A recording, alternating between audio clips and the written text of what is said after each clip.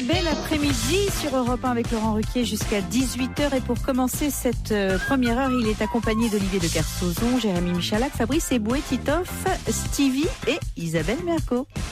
Europe 1, on va se gêner. Attention, challenge. Auditeur contre chroniqueur. Premier challenge du jour, 2 auditeurs, Benjamin et Catherine. Bonjour. Bonjour tout le monde. Catherine est à Limoges, Benjamin à Montpellier, au Nord-aux-Dames. Qu'est-ce que vous faites à Limoges, Catherine? Et je me suis exilée où j'ai monté ma société. De quoi? D'externalisation de gestion administrative. Oh là là. Comment? Non, en fait, je m'occupe de tout ce qui est gestion administrative des petites entreprises. D'accord. Vous nous écoutez tous les jours? Oui, tous les jours. Bon, et vous avez des chouchous, des favoris, des remarques à faire? Je trouve que vous êtes tous bien ensemble, en fait. Merci, vous allez affronter Benjamin, qui lui est à Montpellier. Bonjour Benjamin. Benji peut-être, hein? Oui, Benji, il n'y a aucun souci. Bon, Bonjour tout le monde. Bonjour Benji. Et il fait quoi Benji dans la vie? Et je suis infirmier libéral sur Montpellier. Infirmier libéral. Infirmier libéral. Vous avez une blouse blanche et tout? Et la piqûre et tout ça? Non. Non. J'ai pas de blouse blanche. C'est des piqûres. Entre autres des piqûres. Mais Des messages sur les fesses? Ouais, vous faites ça? Allez aussi. Non, toujours pas. Mais vous allez de particulier en particulier, c'est ça? Voilà, exactement. Moi ouais. aussi. C'est sympa ou on a des mauvaises surprises parfois? C'est sympa. Bon, il y a quelques mauvaises surprises, mais Du bon. genre Quand tu vas chez les vieux, ça sent l'urine. Ou... Oh non. On est habitués.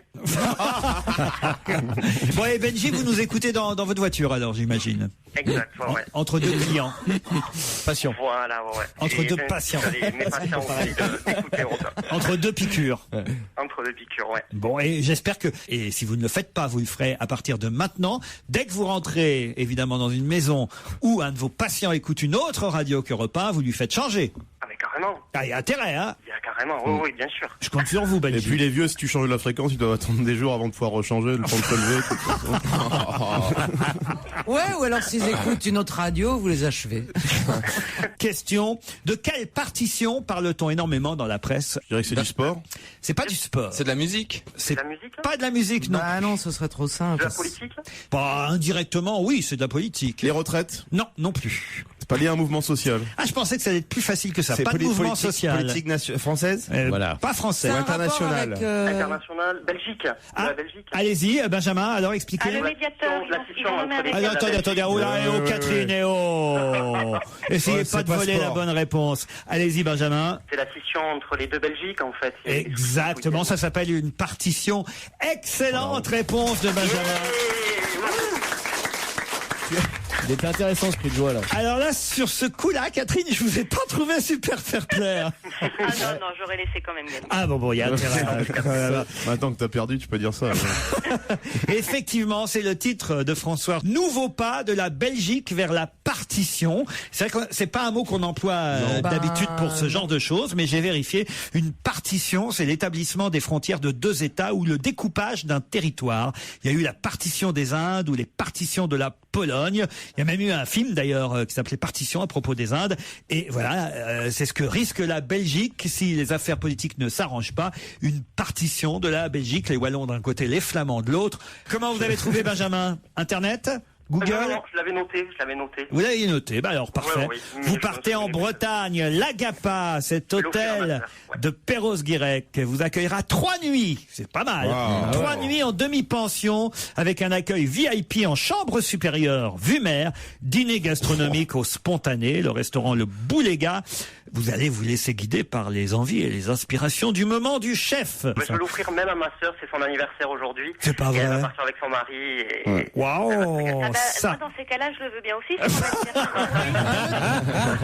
Pas ça, ça. Désolé, Catherine, non. C'est sympa ça d'offrir ça à sa frangine quand Ouais, c'est même. presque un peu con même. 2 soins Elle par le mérite. personne au spa avec bain grec à l'argile rose et massage. T'es sûr que tu veux toujours envoyer ta sœur? Qu'est-ce qu'ils sont cons alors? T'as pas plutôt un cousin? On va se gêner sur Europe 1, même le week-end. 16h, 18h. Il y a 150 ans, on décida qu'il y en aurait 8 de plus. De quoi s'agit-il? On décida, ça veut dire que ça a été spontané, quoi. Ah bah, c'est-à-dire qu'il y a des gens qui ont décidé, des gens importants qui ont décidé qu'il y en aurait 8 de plus. Il y a pile 150 ans, enfin pile pas jour pour jour, mais on va dire qu'en 1860, si vous faites le calcul, on a décidé qu'il y en aurait 8 de plus. C'est des départements? Pas des départements. Des régions? Pas des régions. Dom-tom? Non, pas des dom-tom. Il y en a combien en tout aujourd'hui? Ah non, ça c'est trop facile si je Des vous dis. sous-préfectures? Pas des sous-préfectures. Des continents. Non, pas des continents. 8 de plus. 8 continents de plus, bah putain. Ah, des États aux États-Unis? Non plus. Et nous aurons au téléphone dans un instant quelqu'un qui est professeur à l'université Paris 1, commissaire d'une exposition justement qui nous parle je vais pas vous dire le nombre, mais de ce qui est passé à 8 de plus il y a 150 ans. C'est des individus? Non, ce sont pas des individus. Ce sont des individus? Ce sont des régions? Non plus. Des autoroutes? Non plus. Ouais, c'est vrai qu'il y a 150 ans. Des mousquetaires? Non. N'importe quoi. Des 11 mousquetaires. Est-ce que ce sont des monuments? Non, ce ne sont pas des monuments. Allez, je vais vous aider parce que vraiment on va traîner pendant des heures. Il n'était que 12 au départ. Des arrondissements? Bonne réponse d'Olivier de Kersauzon. Ils sont passés à 20 arrondissements. Oh là là. Et Madame Fourcault est commissaire de l'exposition 150 ans des 20 arrondissements parisiens. Agrandir Paris en 1860, c'était l'objectif. Bonjour Madame Fourcault. Bonjour. Et effectivement, on a largement agrandi Paris cette année-là, il y a 150 ans, en mettant 8 arrondissements de plus. Ça s'est fait facilement? Relativement facilement, oui. Certaines des communes qui devenaient des arrondissements parisiens ont protesté, mais ça les a pas empêchés de devenir des arrondissements parisiens. Ah, ils veulent faire pareil à Marseille. Là. Lesquelles communes, par exemple? Les communes les plus industrielles. À Marseille, ils veulent faire pareil, Tito? Oui, avec les communes autour. À Paris, par rapport aux populations, vous ne voudrez pas remettre le 18e dans le 93, par exemple? Ou l'inverse. Qu'est-ce qu'on voit dans l'exposition, alors? Des photos? Alors, on voit des photos, on voit des tableaux, on voit les populations qui vivaient autour de Paris. Napoléon, il y a Napoléon? Ah oui, c'est Napoléon III. Mais alors, Napoléon III. Stevie, qui est notre historien à nous, voudrait vous poser une question. Non, mais si je comprends bien, parce qu'au début, j'avais pas tellement... Ça, déjà, c'est un mauvais départ. Non, c'est une question qui est peut-être toute conne pour les Parisiens. Mais non. Mais moi, je ne connais pas la réponse. C'est pour ça qu'il y a des portes Saint-Martin et Saint-Denis. À l'époque, Paris s'arrêtait à ce niveau-là? Ah non, ça c'est une époque encore antérieure. Ah oui, c'est les rois. Là, c'est le Paris de l'Ancien Régime, à peu près. J'ai une question peut-être un peu plus intéressante. Ah, vas-y. Quand il n'y avait pas les arrondissements périphériques, où est-ce qu'on allait aux putes? Bonne question. Dans le centre? Dans le centre, ouais. C'est pour ça que la rue Saint-Denis. On peut voir cette exposition consacrée aux 20 arrondissements de Paris et plus précisément aux 8 nouveaux arrondissements qui fêtent leurs 150 ans à la Galerie des Bibliothèques qui se trouve où à Paris? Alors, qui se trouve rue Malher, enfin, entre la rue Malher et la rue Pavée. On voulait savoir aussi pour les Chinois dans le 13e, à partir de quand ça s'est dégradé? À partir de Oui, quand est-ce ils qu'on sont pouvait pas arrivés? mettre en manger, on pouvait déjà prendre à manger à emporter tout ça ou pas? À partir de quand les Chinois arrêtaient dans le 13e? Ouais, tout à fait. Et sous le Second Empire, non. Les Chinois, ils restent chez eux sous le Second Empire. Je vous promets, Madame Fourcault, que je ne les envoie pas à la Galerie des Bibliothèques. Non, je pense pas. Ça serait totalement inutile. Mais on vous remercie parce qu'on sent que vous y connaissez. Professeur à l'université Paris 1, la Galerie des Bibliothèques, c'est rue Malher dans le 4e pour cette exposition des nouveaux arrondissements de Paris. 150 ans des 20 arrondissements parisiens. 20 arrondissements, pardon. À chaque fois, on a tendance à mettre un S. Ça date de 1860, cette idée d'agrandir Paris. Merci, madame. Laurent Ruquier sur Europe 1. On va se gêner. 7 jours sur 7. Et ça s'est passé mercredi dernier sur Europe 1 dans On va se gêner avec Laurent Ruquier. Il y a une chaîne de télévision qui s'appelle Planète No Limites. Et le soir, vous avez un documentaire qui s'appelle Le Ranch du lapin coquin. Ah oui, oui, oui. Le ranch moi, du lapin coquin. Ouais, regardez. C'est ça que tu regardes? C'est à mourir de rire. Mais c'est quoi, c'est quoi? C'est une sorte de télé-réalité avec il y a 7 ou 8 putes et t'as les clients qui viennent et qui demandent des spécialités. Elles arrivent, tu les suis dans les chambres et tu les vois baiser. Ah bon? Mais sur quelle chaîne ça? Sur Planète No Limites. Non, tu les vois pas baiser, mais tu vois C'est une télé-réalité? Regarde, il note. Planète. C'est quoi, c'est une télé-réalité? Non, c'est Mais moi je croyais que les chaînes Planète c'était des trucs super sérieux, limite documentaires et tout ça. C'est un documentaire. Dans nos limites, oui. c'est hardcore. Ah, c'est super. Et c'est comme la Starac, il y a le jury et tout après. Si vous voulez la baiser, faites la une. Non mais j'en reviens pas de ce mais il y a que des mais trucs en de France, on capte oui, ça en bien France. Évidemment, t'es abonné au bouquet. Pas sur le Minitel. Canal Satellite. Si, c'est sur le bouquet. Satellite, mais est-ce que tu as un code à faire? Mais non, pas le du code tout. parental. Non. C'est pas possible qu'il y ait des Mais images. c'est je te le dis. Enfin. Non, mais tu me le dis. Pierre, un C'est code érotique, parental, c'est ne me dites érotique. pas qu'il y a vos parents qui vous interdisent de regarder. C'est comme ça que ça s'appelle. Je vois Pierre en train de taper son code parental. Les images, En train de dire, c'est 1, 2, 3, 4 ou c'est 8, 8, 8, 8? les images de cette chaîne pouvant être nocives pour les enfants, veuillez taper votre code parental. Mais là, c'est pas des pornos. C'est érotique. C'est sérieux, c'est un documentaire. Non, c'est pas sérieux du tout. Alors tu ne vois pas les gens baiser comme tu Mais dis. si, tu les vois. Ils mettent juste un petit flou. Ils floutent juste les parties sexuelles. Moi j'ai toujours cru que c'était comme ça en fait. Avec des petits carrés. C'est pour ça que j'ai eu des surprises. Alors. Mais ils donnent des conseils, tu vois. Il y avait une émission l'autre soir, c'était on va vous dire j'ai abonné. tout ce que non, Mais non, c'est c'est dans le le bouquet bouquet. Il y a Satellite, plus de Canal chaînes Sat. tous les soirs. Non, mais je regarde de temps en temps, c'est marrant. C'est le seul bouquet qu'elle reçoit. C'est vrai. Et ils donnent des conseils. Alors l'autre fois, c'était voilà, on va vous dire tout ce que vous pouvez vous mettre dans le derrière, mais que vous pouvez ressortir facilement. Oh, enfin écoutez, oh non, enfin. Je te jure. Alors ils mettaient, par exemple, faites attention à la boule de billard parce que vous aurez du mal à la ressortir. boule de billard. Oui. Ouais, surtout la 8. Faut la mettre en dernier. Quoi d'autre comme objet alors? Alors, ils te font la liste de tous les objets et ils te disent allez voir notre site internet et t'as tout ce que vous pouvez vous mettre dans Et vous y êtes allé? .com, bah évidemment, tu vas voir. C'est complètement cinglé. Celle-ci des objets C'est comme dans les aéroports, il y a les objets barrés de ce qui est interdit. Voilà. Non, mais- Et ils te disent ça vous pouvez le mettre, vous le sortirez, ça vous pourrez pas le mettre, vous irez à l'hôpital. Donc faites attention. Il y a des émissions comme ça. Je qui suis sont pour assez- l'exactitude. Est-ce que tu es sûr que c'est tout ce que vous pouvez vous mettre dans le cul.com? Ouais, mais c'est en C'est écrit comme ça. Oui, en Ou au anglais. 3615 pour vous. C'est en anglais, si tu veux, all that you can put it in, voilà, .com. Et t'as des émissions comme ça qui sont complètement Finalement, surréalistes. vous allez vraiment, c'est trop compliqué, vous allez rester sans savoir. Mais tu... Et il vaut mieux que tu essayes par toi-même que tu fasses ton expérience toi-même. C'est comme les enfants, à un moment donné, il faut un peu se brûler. Quoi. Non, mais le contrôle parental, par exemple, moi, j'appelle ma fille en disant viens voir vite tout ce que tu peux, voilà. Te mettre dans le cul. Non. Oh, la belle famille. Elle est propre, la famille. Ma fille, elle dit à ses copains, ma mère est dingue, elle m'a appelé. Ah ça y est, elle s'en est rendu compte. Mais parce que c'est surréaliste. Mais tu la connais, Florian, cette chaîne. C'est Je suis pas sûr, quand on manque de rangement, c'est pratique. 16h, 18h sur Europe 1. Laurent Ruquier, même le week-end. Et à 16h31 sur Europe 1, on retrouve Laurent Ruquier et ses chroniqueurs. Quelle ambiance! Jérôme, arrêtez, on a l'impression que vous sortez d'une manifestation et que vous êtes en train de chauffer tous les syndicalistes en train de protester contre l'augmentation de l'âge de la retraite.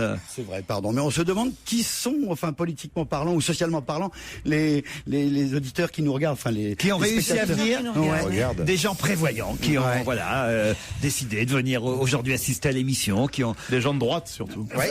Pourquoi vous dites ça? Les autres sont dans la rue. Exactement. On en parlera évidemment des manifs. Mais j'aimerais d'abord saluer une nouvelle riche. Vous savez, il y a les nouveaux riches, mais il y a aussi les nouvelles riches. Je ne comprends pas. Et c'est Christine Bravo, parce que j'aimerais vous narrer quelque chose qui nous est arrivé en commun. Je voudrais démarrer tout de suite par ça, parce que vraiment on a passé un tel bon moment ensemble, Christine. Nous avons dîné, Christine Bravo et moi, en tête à tête. Wow. Et elle a payé. Alors ça, c'est une chose. Non. C'est pas ça le truc. C'est que, est-ce que vous voyez Usain Bolt, la vitesse à laquelle Usain Bolt court? Bon. Eh bien, imaginez-vous Christine Bravo apercevant un billet de 100 € traînant sous la table d'à côté, alors que les convives de la table d'à côté viennent de partir. Je n'ai jamais vu quelqu'un, en une fraction d'un dixième de seconde, se précipiter sous une table pour ramasser un billet de 100 €. Je dois dire que cette vitesse-là, jamais, je connaissais ce que ça veut dire, les vitesses lumière, les machins, les trucs. Jamais j'ai vu quelqu'un être aussi rapide. Mais c'est grotesque, c'était pas 100 €, Laurent. Quoi? C'était un papier vert. Non, mais c'est bien de raconter l'histoire à la radio. Le mec qui a bouffé à côté de vous hier soir, il m'a appelé, c'était un Chinois. Ça arrive pas tous les jours, hein, Mais non, mais tu rigoles ou pas? Elle a toujours des genouillères sur elle, Christine. Alors, Elle est toujours prête à écouter les genouillères. Ah non, mais j'ai jamais vu quelqu'un réagir aussi rapidement. Attends, c'est-à-dire qu'on était nombreux dans ce restaurant. Oui. Et je voyais bien que la serveuse tournicotait. Il y avait d'autres clients derrière. Et donc, c'était fallait être la plus rapide. Mais évidemment. Vous l'auriez fait, vous l'auriez ramassé, vous l'auriez rendu, non. vous seriez, je sais pas, auriez-vous couru après bien entendu. Après les... Non, mais Bah, du coup, alors... Laurent, ça veut dire que c'est la table voisine qui t'a invité finalement. Regardez, il est là. C'est le billet de 100 €. C'est dégueulasse, Christine. C'est pas bien ce que vous avez fait. Et l'autre, il me dit, tu devrais mettre un gros pourboire, mais ça va pas la tête, c'est à moi, c'est mon pognon. Quand même, c'est la moindre des choses de laisser un bon pourboire. Moi, j'ai pensé pareil, j'aurais laissé un bon pourboire. Bah, j'ai laissé un bon pourboire. Non, c'est pas ça. Faut qu'on vous dise quand même, c'est qu'il pleuvait, il commençait à pleuvoir. C'était en terrasse. Ouais. Donc, à un moment donné, les serveurs, ça c'était à toute fin, c'est-à-dire un quart d'heure après, ils nous disent de nous installer à la table d'à côté. Donc, la fameuse table sous laquelle Christine venait de ramasser précédemment le billet de 100 €. Et là, sur la table, les gens avaient laissé 10 € de pourboire. Est-ce qu'on les ramasse aussi? C'est la TVA. on prend la TVA ou on la laisse? Non, mais j'ai jamais vu ça.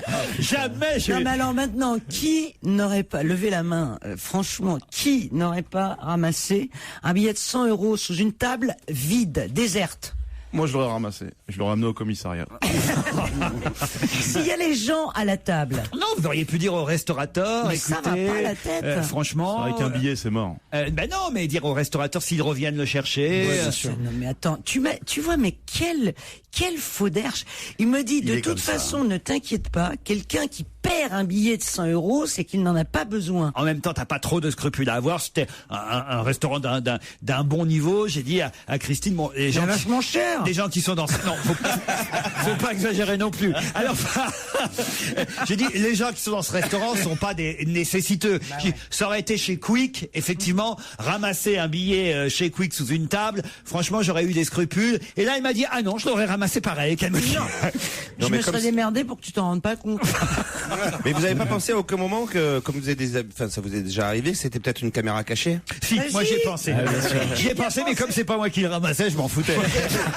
Mais qui invitait l'autre? C'est moi. C'est toi? Alors, il est gentil ce Laurent, il a même prévu un couple à côté qui a 100 € pour toi. Vraiment, il aime vraiment ses amis. Hein. Ouais, il est super. Je suis obligé de faire ça, qu'est-ce que vous voulez. Peut-être qu'on aura des nouvelles, on aurait peut-être pas dû le raconter à l'antenne. Ouais, à votre place, je l'aurais pas raconté. Ouais. En tout cas, c'est bon à savoir pour tous les auditeurs. Sachez que Christine Bravo, tout à l'heure à 18h, sortira avec au minimum 100 € sur elle. Quand on voit que la plupart du temps, ça représente quand même une trentaine de passes pour elle. Ça lui fait une bonne journée, ça lui fait une belle journée de repos qu'elle s'est offerte. La passe à 3,33 €. C'est bien, ma Christine. Profite de tes 100 € là. Ouais, d'autant, chère Christine, et j'aimerais commencer peut-être par un téléphone qui vous concerne. D'autant, chère Christine, que vous avez des mails qui vous sont plutôt négatifs là. Oui, à cause de ce que vous avez dit sur les Catalans.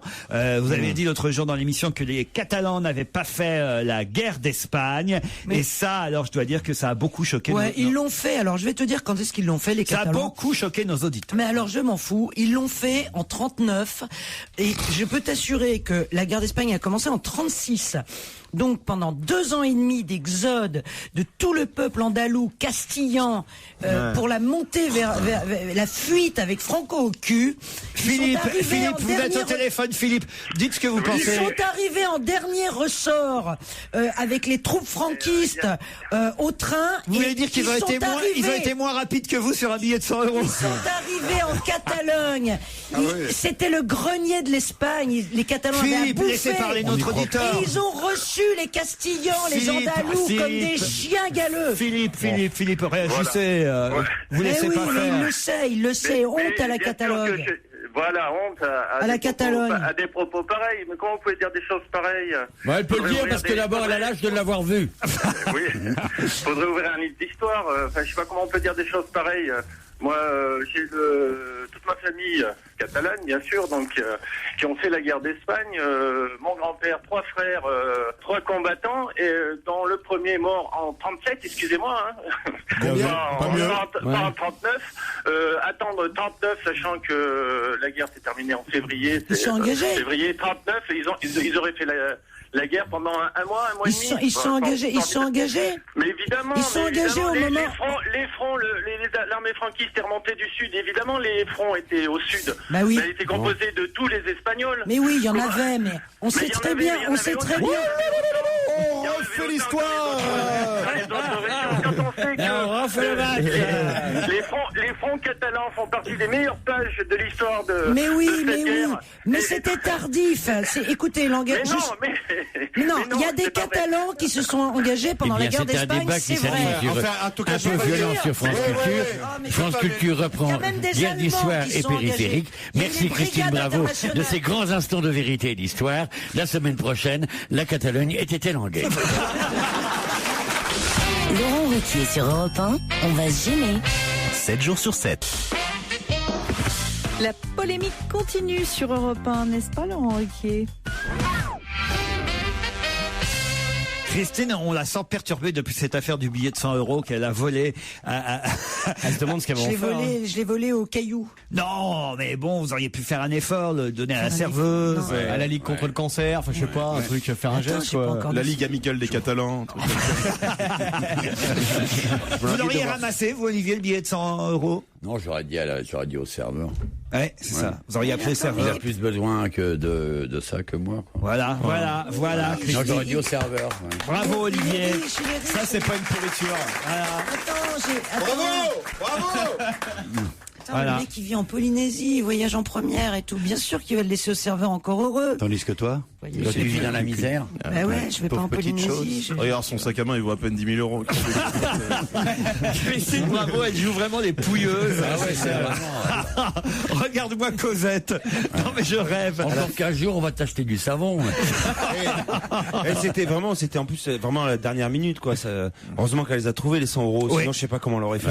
Je suis même pas sûr qu'elle pouvait m'inviter. Et puis c'est bien pour acheter des cahiers et des stylos à sa fille pour la rentrée des classes. C'est juste ça, quoi. C'est pas. Elle a tenté le coup à un moment donné de faire semblant de pas connaître son code de carte bleue, quand même. Le vieux truc, c'est classique. Non. Elle me fait le coup à chaque fois. Bon, maintenant, ce qu'elle sait pas, c'est que maintenant, j'ai compris. Avant, au bout d'une minute, je sortais ma carte. Je dis bon, ça marche pas, tant pis. Maintenant, je la laisse insister, quand même. Maintenant, tu connais son code. Je suis arrivé mon code. Alors évidemment, la tradition, c'est que chaque jour, je vous raconte des blagues envoyées par les auditeurs. J'ai tenté le coup avec la blague du petit singe. Ça n'a pas marché. Je n'ai absolument pas envie de recommencer. Je préfère maintenant les auditeurs les laisser faire. C'est-à-dire que Jacques, vous allez prendre le risque inconsidéré de raconter vous-même la blague que vous m'avez envoyée et vous assumerez, Jacques. D'accord? Ouais, ça sent la pause. Et si jamais vous ramassez un succès, putain, j'ai les boules. Vas-y Jacques, on est avec toi. Allez-y Jacques. Bonjour à tout le monde, bonjour à toute l'équipe et gros bisous à Christine entre autres. Ah oui, maintenant qu'elle est riche, hein. Maintenant qu'elle est riche, maintenant qu'elle a des sous. T'es pas à tourner manège, hein. Il est venu pour pécho, lui. Alors donc, c'est une fort belle femme qui se promène dans la rue avec 2 magnifiques chiens. Derrière cette femme, un adolescent la suit, extrêmement intéressé, vu la beauté de cette femme, il sent même en lui l'appétit qui commence à monter. Et au bout d'un moment, cette femme, voyant l'adolescent derrière lui, se retourne et vient le voir et lui dit « Dis-moi, ça te plairait de caresser mes seins Bernard ?» Et l'adolescent, de lui répondre « Oui, madame, fort volontiers, mais moi, mon prénom, c'est Mathieu. » Et des seins Bernard. Elle a cru qu'il s'appelait Bernard. Voilà. Qu'est-ce qu'on fait? On doit donner une note? Comment ça se passe? Non, ça c'est une autre émission. C'est dommage, on avait envie de mettre une note. T'as une liste rouge où tu peux les inscrire, ce genre de... C'est vous l'avez inventé vous-même? Jacques, est-ce que vous y croyiez à cette blague? Eh bien, vous y avez cru parce que je vous l'ai déjà envoyé il y a plusieurs années. Vous l'aviez sélectionné et vous m'avez envoyé un DVD de votre pièce avec Isabelle Mergo. Ah ouais, et finalement, ça vous a pas fait progresser, hein. Même en regardant votre DVD, vous voyez, j'ai pas progressé. Bah, non, mais... blague, vous la sélectionnez une fois de plus. Non, mais moi, elle m'amuse, vous voyez. Ouais. Voilà. Racontée par quelqu'un d'autre, elle m'amuse. Donc, depuis 10 ans, tu as la même blague, en fait, Jacques. Vous faites quoi dans la vie, Jacques? Oh, bah, je suis le retraité de service. C'est vrai? Vous avez une voix très jeune pour un retraité. Bah, absolument. Je suis un jeune retraité. Je suis retraité depuis à peu près 1 an. Et quel âge vous avez? J'ai 61 ans. 61 ans, il va falloir retourner au boulot, non? Ah bah oui, mais moi je fais partie de cette génération qui a pu profiter, commençant à travailler très jeune, de pouvoir partir quand même un peu plus tôt que les autres. Et vous faites cette blague, elle a plus fait rire dans les années 50 ou dans les années 60? Elle a commencé à faire rire, oui, effectivement. On retrouve d'ailleurs dans quelques versets de la Bible, on retrouve cette blague. On va se gêner sur Europe 1. Le best-of. Laurent Ruquier et toute sa bande. Olivier de Kersauzon, Jérémy Michalak, Fabrice Eboué, Titoff, Jérôme Bonaldi, Christine Bravo et Laurent Ruquier sur Europe 1. Pourquoi reparle-t-on dans la presse de Franklin Roosevelt et surtout qui s'est comparé à lui? Franklin Delano Roosevelt. Exactement. Franklin Delano Roosevelt, c'est bien de rappeler ce que veut dire le D qu'on n'a jamais en entier quand on parle... Delanoé. Non, aucun rapport. Mais effectivement, quelqu'un se compare à Franklin D. Roosevelt. Là, j'ai un vent d'Amérique qui m'arrive dans les oreilles. Recommence comme c'est beau. Franklin D. Roosevelt. Ferme les yeux, on voit les grands espaces. Continue. Voilà. Continue. Yellowstone. Ah putain. On est à Yellowstone. Attends, j'entends encore les murmures des Indiens dans les collines. Refais. Franklin D. Roosevelt. Je suis en train de descendre le Colorado, moi. Avec Ruquier, le monde à votre portée. Ruquier, les voyages chez vous. La voix qui entraîne au bout du monde. Ruquier, le merveilleux dans les syllabes. Le premier... Non, là, j'allais le dire, dites donc. Le Premier ministre. Ouais. C'est le Premier ministre russe. Oui. C'est Poutine, en fait, qui dit, ouais, Roosevelt, il est revenu après et se fait réélire et pourquoi pas que je ne reviendrai pas en 2012. Voilà. Et il vient de nous refaire le coup. Il savait depuis 5 minutes. Et il vient de s'en souvenir. Et il vient de s'en souvenir. Ah non, mais vous êtes vraiment con, Bonaldi. Qu'est-ce qui m'emballe? Qu'est-ce qui m'emballe? Non, mais vous êtes toi, tu vas pas souvent tromper ta femme. Parce que, vous vous trompez. Moi, je suis à côté de lui et je le regarde. Ouais. C'est pas du tout comme ça qu'il fonctionne. Ah, il fonctionne comment? Vous donnez la question. Oui. Il comprend. Il comprend. Il sait, mais il faut qu'il comprenne. Et une fois qu'il a compris, il se dit, ah non, il dit. Mais on voit incuber, ça met 7, 8, 9 minutes. Il a l'œil hagard, le cheveu qui vrille et tout ça, et il est en train de comprendre. Mais il n'y a pas de doute, c'est juste un truc, il est là comme mon point 9, tu vois. Comme mon point 9. Ah oui, ça sort d'un coup, tu veux dire. Bonne réponse de Jérôme Bonaldi, en tout cas.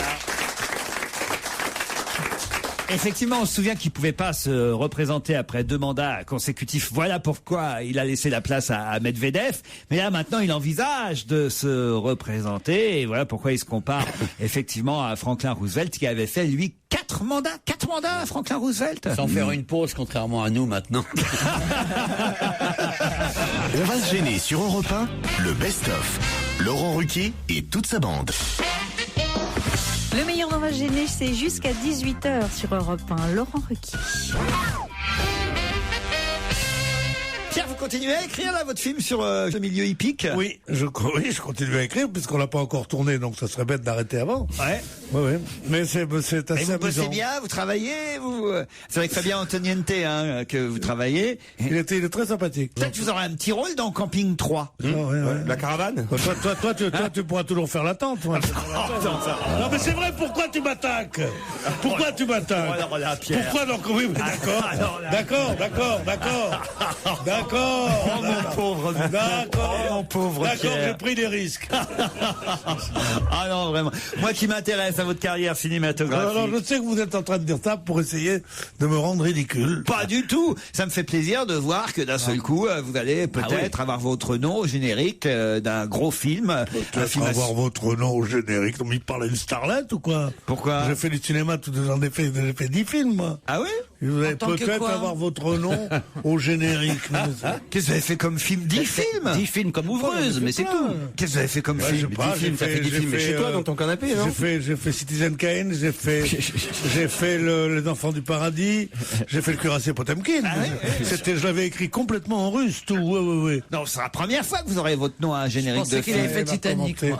Il m'énerve. C'est la première fois qu'il aurait son nom sur une œuvre quelconque. Non, c'est vrai que tu as plus fait de théâtre que de cinéma, Pierre. L'acharnement, ouais. C'est dégueulasse.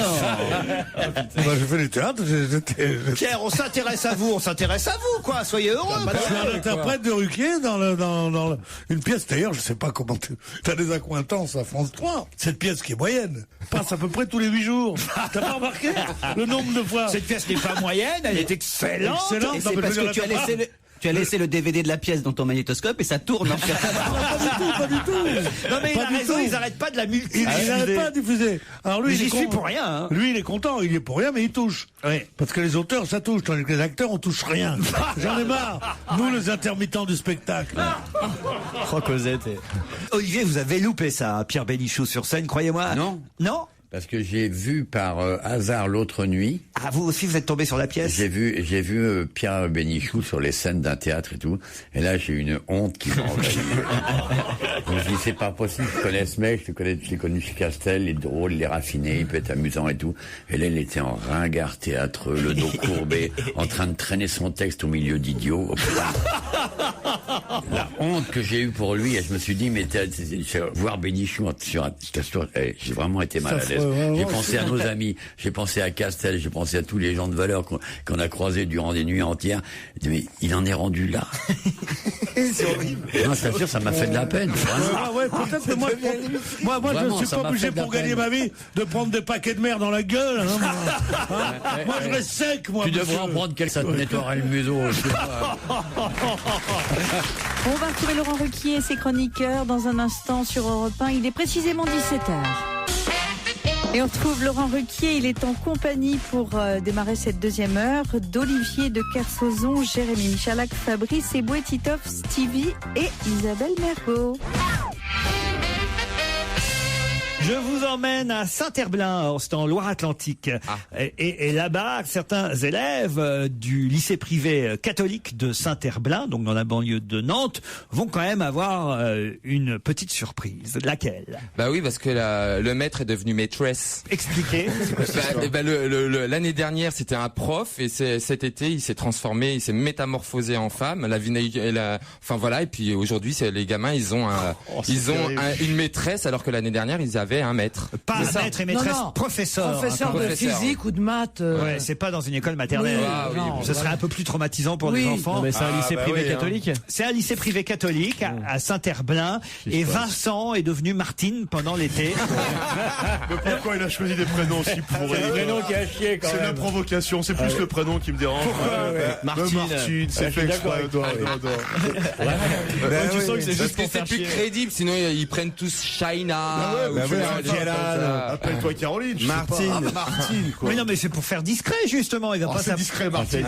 Non, mais il va pas s'appeler Cindy, tu vois, non plus. C'est un cheminement personnel qui s'est imposé. Ah oui, c'est pas collectif.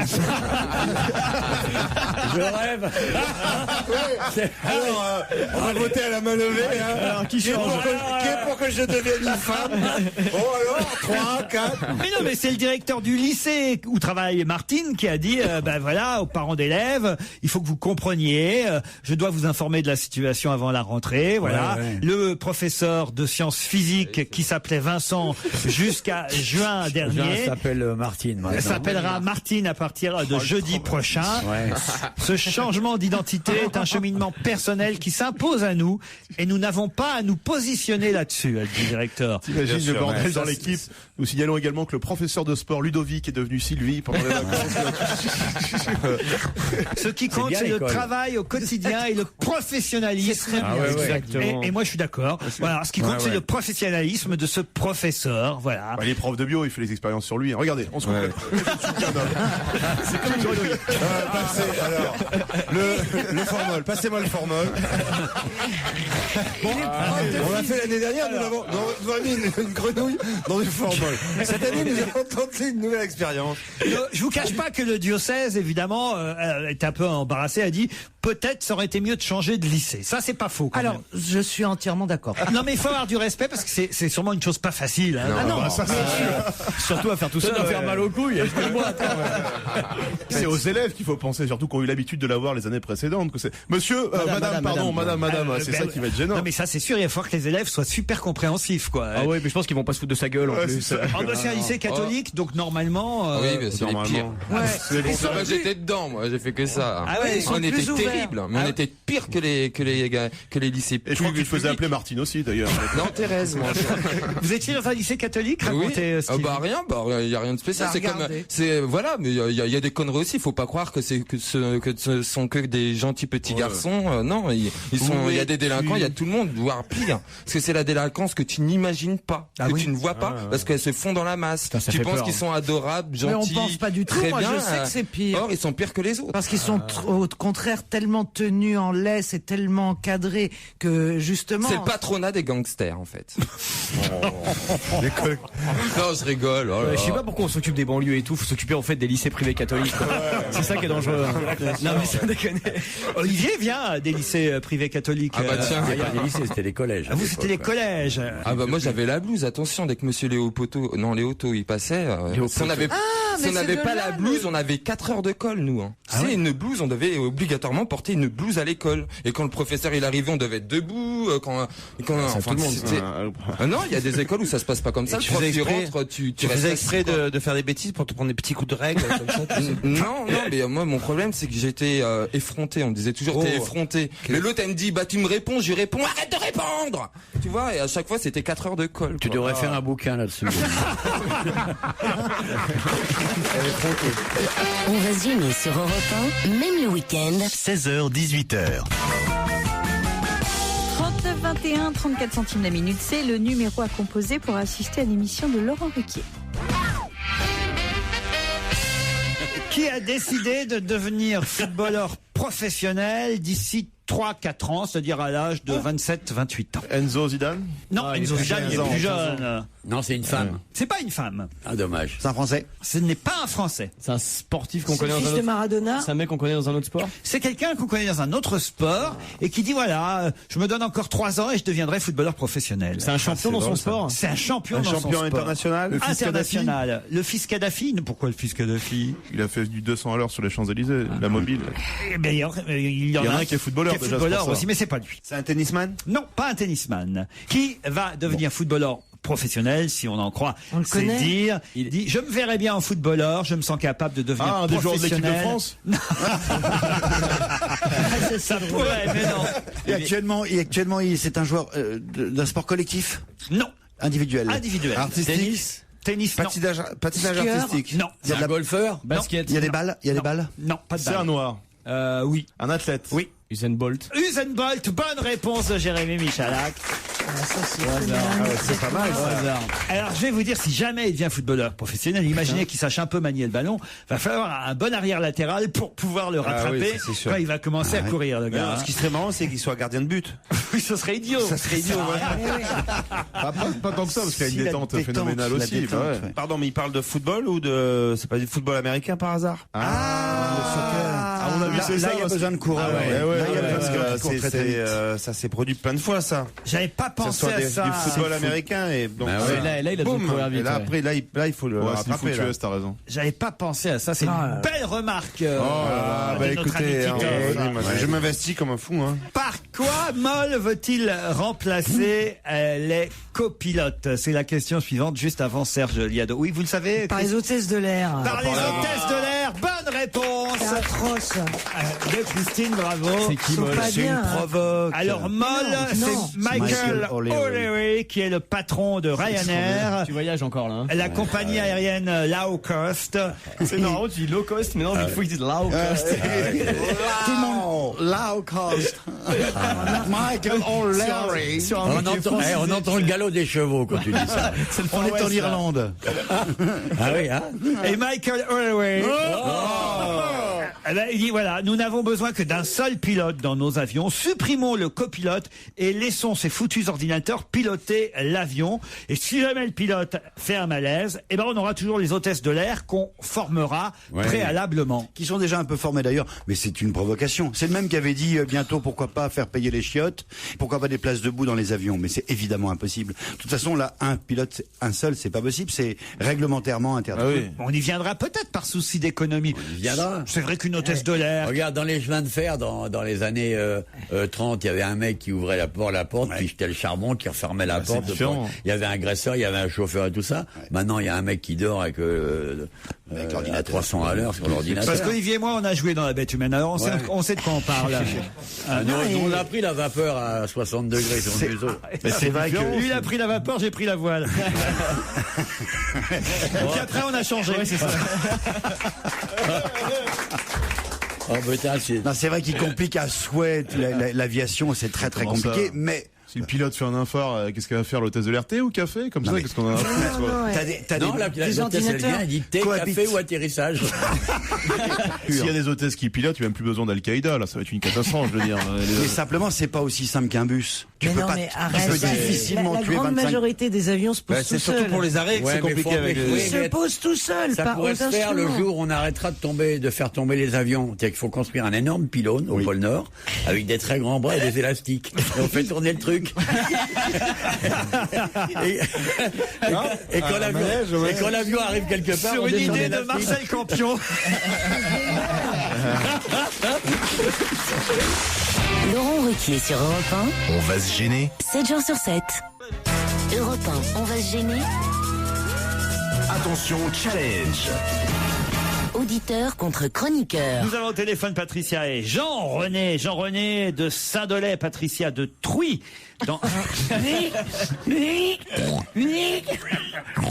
Pas Trouy, Trouy.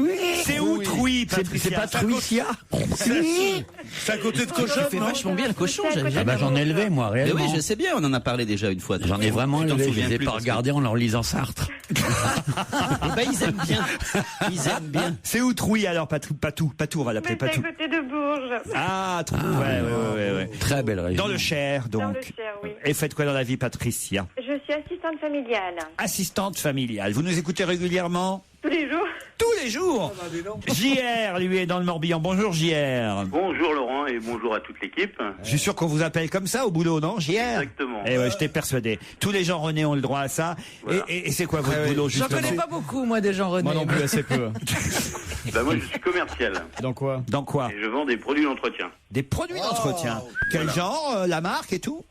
La marque, on en fait plusieurs, mais on vend de tout, quoi. Tout ce qu'on a besoin pour faire le ménage. Monsieur propre, Vigor. Voilà. Vous faites solitaire aussi? C'est quoi ça? Un produit solitaire est un produit sûr. Vous connaissez pas solitaire? Non, c'est quoi ça, solitaire? Oh, tu regardes trop la télé. Hein, non, mais ça, c'était avant la télé. C'était bien avant. Ouais. Reprends une rasade de canard WC, ça ira mieux après. Jean-René, Patricia, vous allez vous affronter pour partir peut-être, justement, en Bretagne. Patricia sera très contente de quitter Trouy pour Perros direct, je suis sûr. Patricia? Oui. 3 nuits en demi-pension. Tout le monde serait content de quitter. 3 nuits en... Qu'est-ce que vous dites? Il disait que tout le monde serait content de quitter Trouy pour Perros direct. Non. C'est très joli, Trouy. Tu connais Trouy? Tu connais pas Perros direct, ça me taille de attends. Un petit Trouy pas cher, c'est bien. Sauf que je connais Trouy. Voilà. C'est très joli, Trouy. La place, la boulangerie en face de la place. Il y a une église, je suis sûr. Le sûr. cimetière bien décoré au mois de novembre, c'est magnifique tout ça. Vous avez joué à Trouy? J'ai pas joué à Ta pièce, elle passe toujours à Trouy, c'est ça? J'ai joué. Non, c'est étonnant.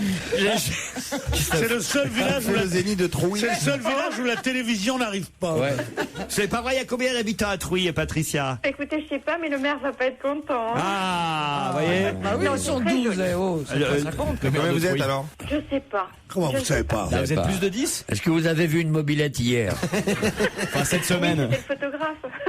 Gérard? Non, mais je dis, c'est deux barouches qui ont passé des années chez Castel qui se permettent de juger la France entière. Mais mes pauvres enfants. Qu'est-ce que c'est? T'as vu comment il nous Qu'est-ce que parle? c'est que ces petites têtes dures là? Il habite Truy, la province, Perros-Guirec. Mais vous êtes regardé une fois. Ah ouais, depuis qu'il a acheté une vieille bicoque dans l'Ardèche, il se fait Jean France profond. Il va nous faire Jean Ferrat. Ouais. Ah ouais. D'ailleurs, t'as vu Jean Ferrat, c'était pas son vrai nom. Toi au moins t'as gardé le tien, Miller. Ouais. Alors ils sont là dans mon pays, dans mon truc, comme l'autre je suis normand et tout ça. Il y en a marre, tout ça. Comment on appelle les habitants de Trouy? Des Trucidiens. Des Trucidiens. Trucidiens. C'est vachement joli. Bah, vous embrasserez monsieur Santos Husso, le maire de Trouy. Oui. Pourquoi vous riez? Mais parce que vous connaissez le nom du maire. Ah mais je connais très bien Trouy, je vous dis. C'est... Et son adjoint, l'adjoint à la culture. Ah, voilà. Oui, c'est Google. J'ai visité Tresgolio du temps de... Parce qu'avant de s'appeler Trouy, ça s'appelait Tresgolio. Ils ont bien fait de changer. Et alors, ce qui est assez rigolo, c'est que... Non, je vais tout vous avouer, effectivement, je viens de faire la recherche. Et avant, au Moyen-Âge, ça s'appelait le Vallon des Bouses. Qui va devoir se méfier de Suzuki et Takahashi? Allez-y, parce que moi je sais. Attention. Teddy Riner. Bravo, JR. Voilà. Et voilà. Tu restes à Trouy. Oui. Oh, Patricia va faire une déprime là. Je suis désolé pour Patricia. Ah bah ouais, c'est dur. Peut-être lui envoyer une photo de Perros-Guirec, quelque chose. Je vais enverrai une carte. Suzuki, Merci, c'est le Patricia. champion olympique 2004. Takahashi, c'est l'autre. Et Honda aussi, il y a le Suzuki. Ouais, non, ce sont des Japonais, ça c'est vrai. Et je trouve qu'en plus, c'est au Japon que ça se passe, les championnats du monde. Jean-René, vous partez pour Perros-Guirec, heureux? Ah, très heureux, très content, ouais. C'est ma femme qui va être très contente. Comment elle s'appelle, votre femme? Vous partez seul? Elle s'appelle Jézabel. et- Jean-Raymond. Jézabel. Le nom qui marche est mon cœur. Roger Zabel. C'était toi, Jézabel. Et vous, Patou, vous avez un mari? Ah oui. On est mariés depuis 30 ans et on habite tous les deux à Trouy. Eh ben, on vous embrasse et on embrasse tous les habitants, tous les Truciens. Oui, oui. Trucidiens, pas les Truciens. Tous les Trucidés. Dis donc. Rendez-nous Pierre Bonte, hein, vraiment.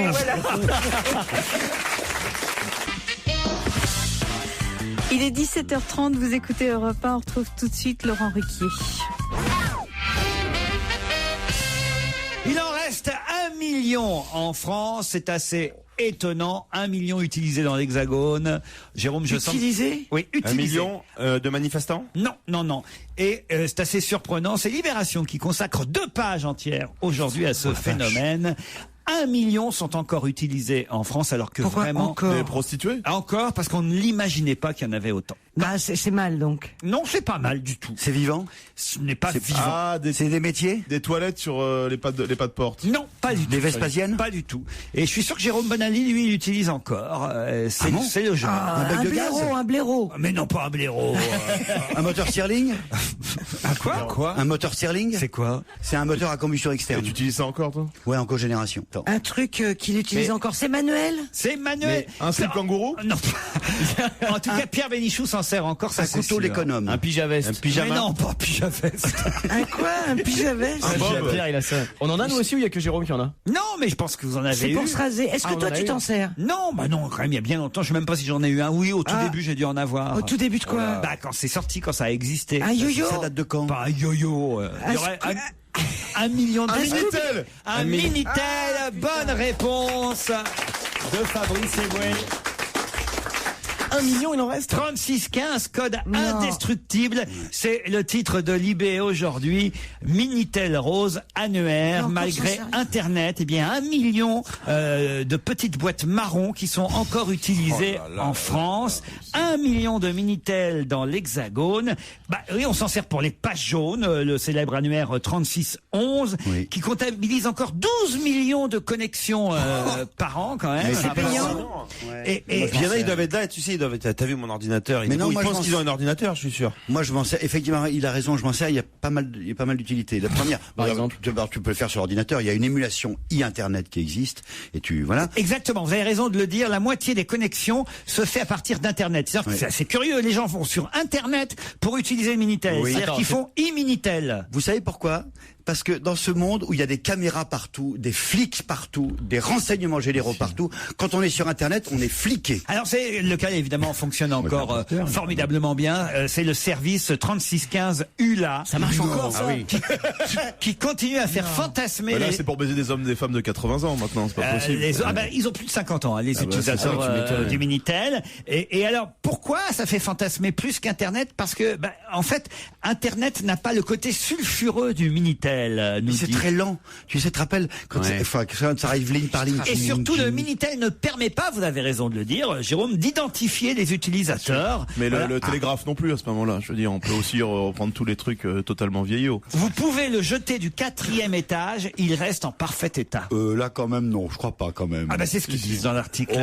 Ils n'ont pas testé vraiment, alors. C'est le génie français à l'état pur, dit un journaliste d'une radio concurrente qui s'appelle Bernard Poirette, qui dit utiliser encore. À RTL, d'ailleurs, on peut le dire, à RTL, ils utilisent encore le Minitel.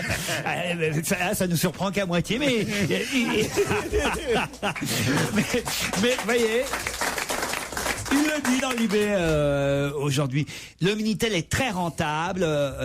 Ses services ont rapporté près d'1 million d'euros l'an dernier à la société AGL, qui édite la majorité des services encore disponibles sur le Minitel. Ça paraît dingue. Mais je comprends que ça, parce que très souvent également, je vous rappelle qu'il y a des bugs sur les fournisseurs d'accès Internet. C'est bien connu. C'est nul l'ordinateur à côté du Minitel. Il y a des fois où ça foire. Attends, il y a Huguette. Elle témoigne, Huguette. Qu'est-ce qu'elle dit? Elle dit j'utilise mon Minitel pour faire des opérations sur mon compte. C'est très pratique, surtout quand le site de la banque ne fonctionne pas et on se sent davantage en sécurité. Voilà. Dit il y a d'autres prénoms qu'on voit un peu la génération Huguette. Il y a Guy, vous me demandiez le nom des utilisateurs. Guy, lui, qui est spécialiste du Minitel chez France Télécom. C'est un pseudo. Il dit le Minitel résiste à l'eau, ce qui est bien pratique pour les fleuristes et les garagistes qui peuvent l'utiliser les doigts pleins de graisse. Les fleuristes surtout ont les doigts pleins de graisse. Pardon, mais il colle le bouquet dans l'oignon, c'est sûr qu'il faut de la graisse.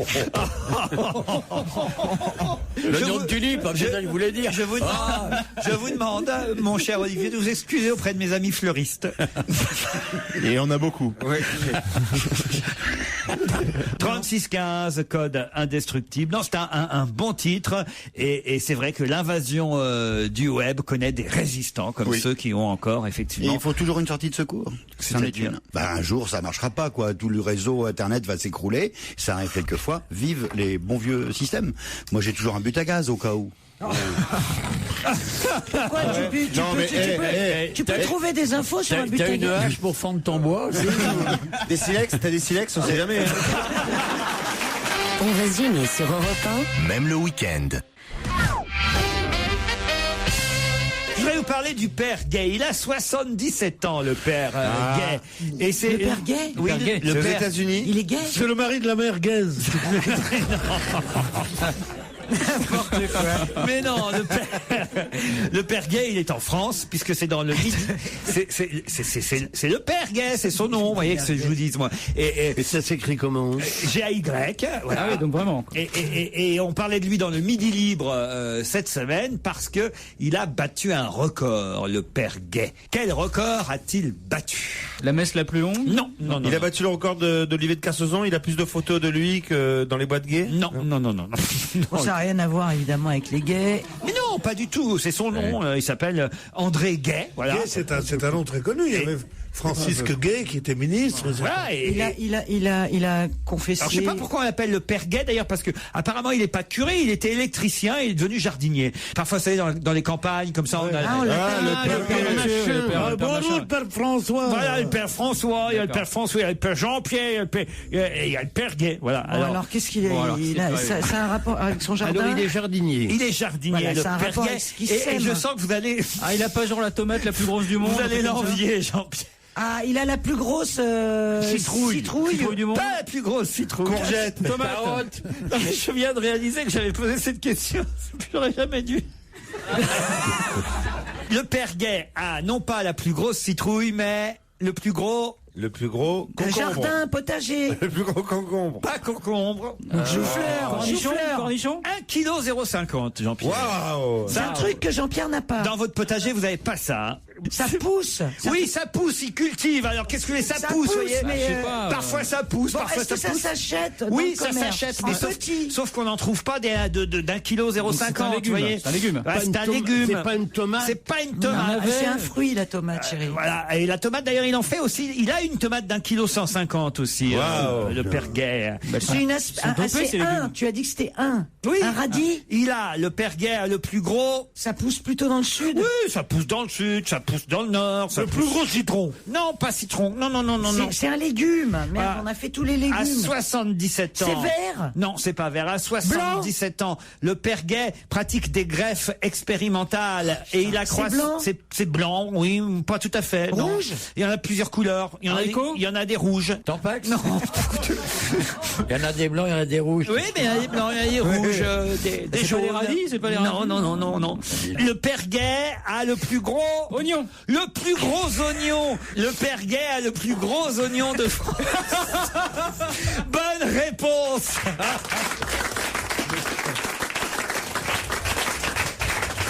C'est pas ma faute. Il y en a toutes les couleurs. Si, c'est une question vicelarde. Ah non, Si. on va pas. C'est pas ma faute, c'est dans le Midi Libre. 77 ans, le père Gay vous montre son gros oignon. Est-ce qu'on pleure quand on le regarde, non? J'invente pas. Tenez, Jean-Pierre, regardez, Non, mais vous qui vous y connaissez. C'est vraiment une volonté de vouloir un record. Ouais. Ça n'a aucun intérêt. Aucun intérêt d'avoir le plus gros oignon. Bah, coup faut être 15 pour manger un oignon d'un kilo. Voilà. Bon, ça ferait une soupe. Ah, oui, une bonne Ça soupe. réduit. Ça réduit l'oignon. Bah, Bien sûr. avec l'âge. On va dîner sur Europe 1. Même le week-end.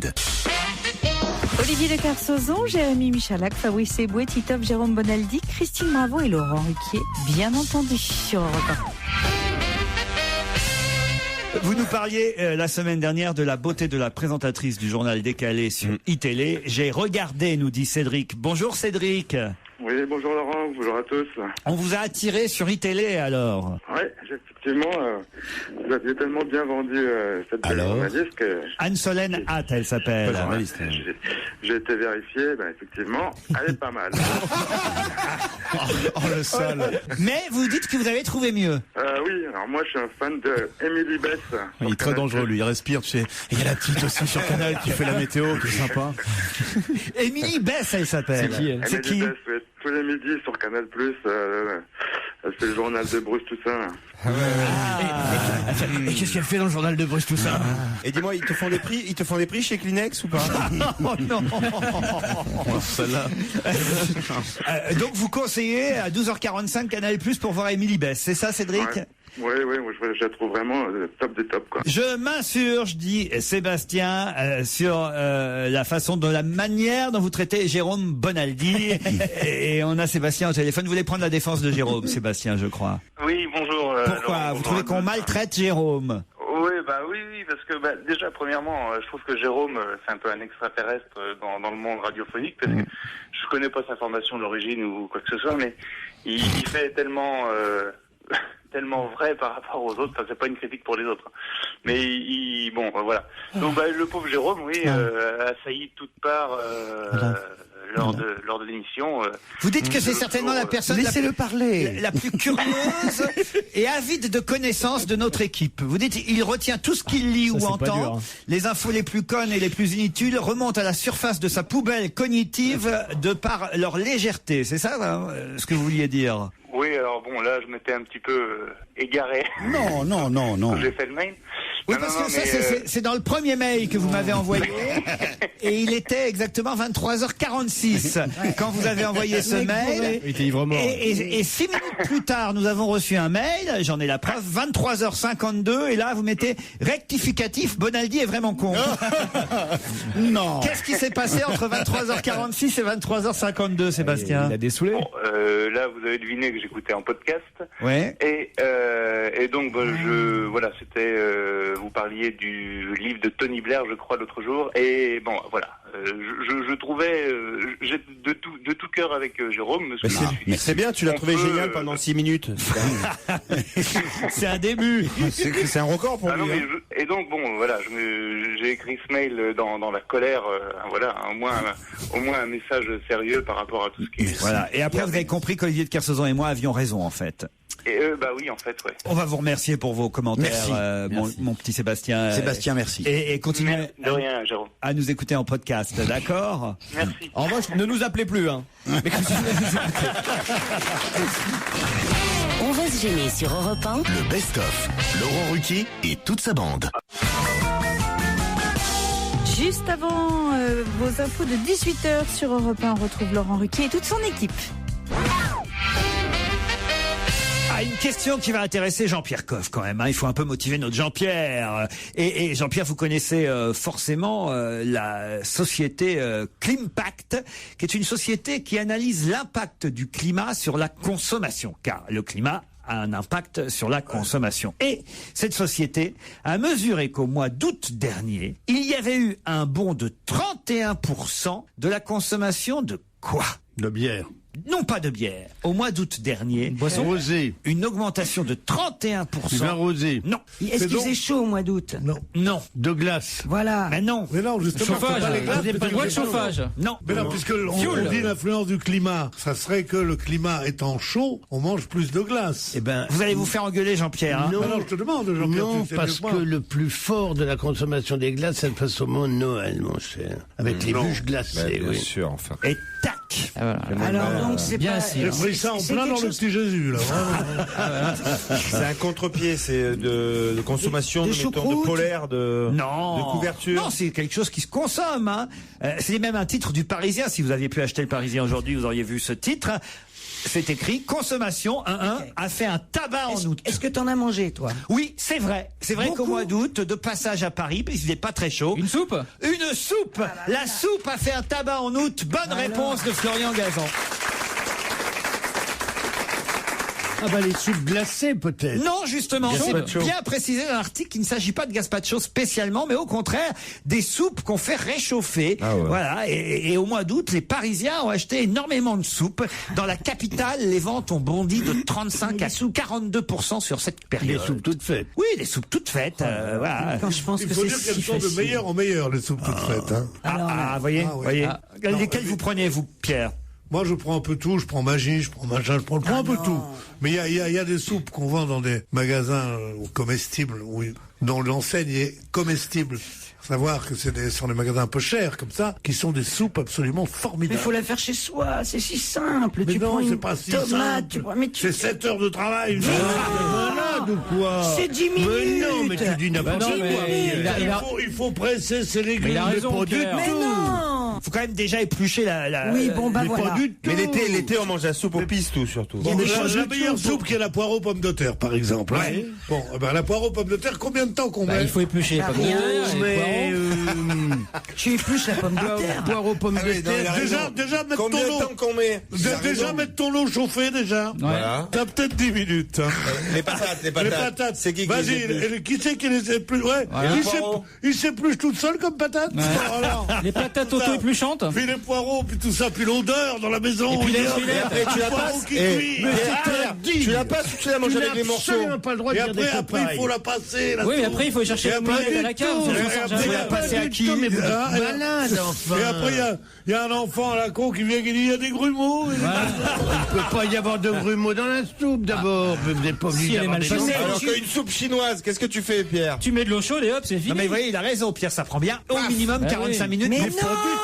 Mais si. J'en fais tous les jours. Mais vous faites tous les jours de la soupe. Oui, je fais presque tous les jours de la soupe. J'en ai connu des mythos, hein, mais alors... D'abord, la soupe, ça ne commence pas par mettre de l'eau bouillante, parce Mais que tu la non. mets à l'eau froide. Mais Voilà. oui. Et le poireau et les pommes de terre, tu les fais revenir un petit peu sur tout le En poireau plus, pour le faire tiens, fondre. une demi-heure de plus. t'as fait le temps qu'ils partent puis qu'ils reviennent. Là, tu l'attends, non mais c'est vrai. Et la soupe au potiron, c'est facile. T'achètes juste un potiron, tu rentres Avec ton potiron Je sur le bras. signale qu'on vend du potiron tranche. Non, mais non. T'enlèves les pépins. Non, c'est bien. C'est bien. Pour les prochaines vacances de Pâques, je ferai peut-être les pépins, tu les laves, tu les mets dans le four, tu les sales. C'est un délicieux aphrodisiaque. On va peut-être te rendre service. Merci. T'as la vengeance assez basse. Ah, ils sont durs entre potagers. Hein. Alors. On va retrouver Laurent Ruquier dès demain sur Europe 1 entre 16h et 18h. Et n'oubliez pas que toute la semaine, Laurent Ruquier, c'est de 15h30 à 18h sur Europe 1, bien entendu.